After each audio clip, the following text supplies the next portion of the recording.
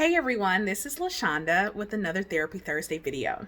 Today I want to talk about something I call a seat at the table.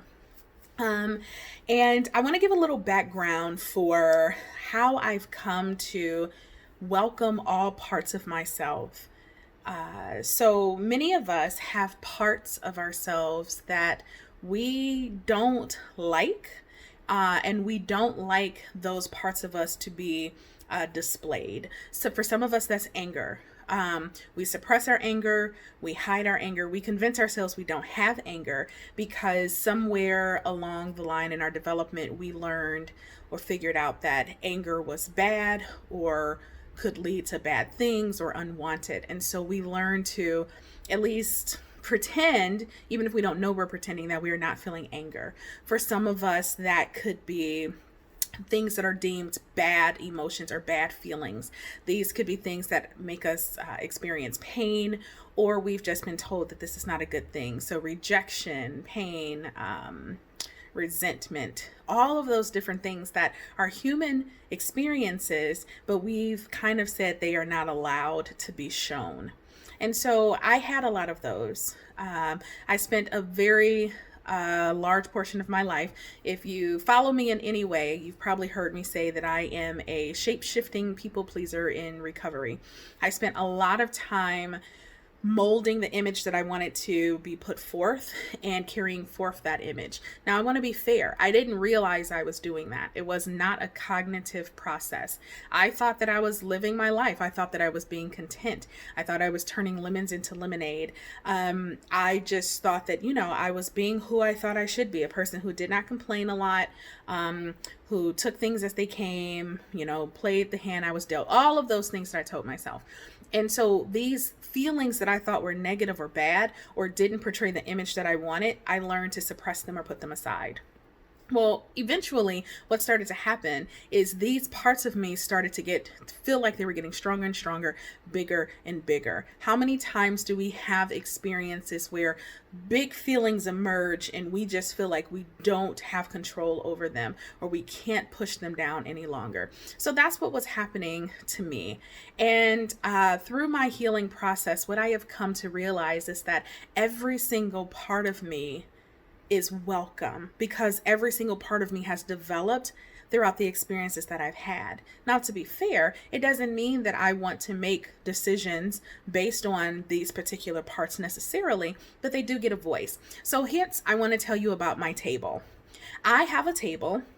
And so I think, and I know from a brain standpoint that visualization is very important. So when I close my eyes and I think about my table, I imagine this huge, beautiful kitchen and this huge island, and there's a table connected to the island, so it's like what they call a peninsula, and there are chairs all around this peninsula, and each of those chairs is for every part of me.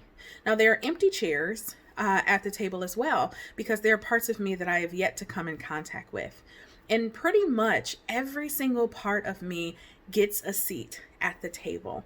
And what I found is that when I stopped trying to hide, suppress, reject, ignore, avoid the parts of myself, the experiences, the little children inside of me that were there, instead of getting stronger and stronger and taking over me, they knew they would have a voice. And so now I can lean into listening to, what is this part of me that is experiencing fear? What is it trying to communicate to me?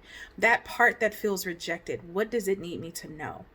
Since I've had my table, and since every single part of me has gotten a seat at the table, I no longer experience my emotions to be so big and overwhelming that I cannot control them. And if they start to get big and feel like I'm going to lose control, then instead of trying to change it, fix it, solve it, or move away from it, I lean into it and I say, join me at the table. Let's have a conversation. Yes, with that part of me, with my body. What is it trying to communicate to me? And so I wanted to share that as a visualization and as a technique that I have. I see it in my mind. I talk to those parts of myself, and I even write about my table and the various parts of me that are there. And I wanted to share this because in times of COVID, in times of civil unrest, in all of the racial trauma and oppression that is being more verbal and visual, there are really, really big feelings that are happening for so many people. And those of us who did not grow up in a family system or social structures that allowed us to lean into those parts of ourselves are really running out of space to hide and conceal all the things that are happening in us. And so it's bubbling over, and it's impacting how our relationships are functioning. It's impacting our mental health, our physical health, our sleep. Let's lean in. Let's listen to what those parts of us have to say. If this was intriguing to you and you thought, that sounds good, but how do I do it? Or you need help in order to figure out how to make that happen, Labors of Love would love to walk alongside you on that journey. You can reach us at www.thelaborsoflove.com. Don't forget, we're on all the major social media outlets, and we have our podcast that drops every Tuesday, the Labors of Love podcast. Until we connect again, you all be well.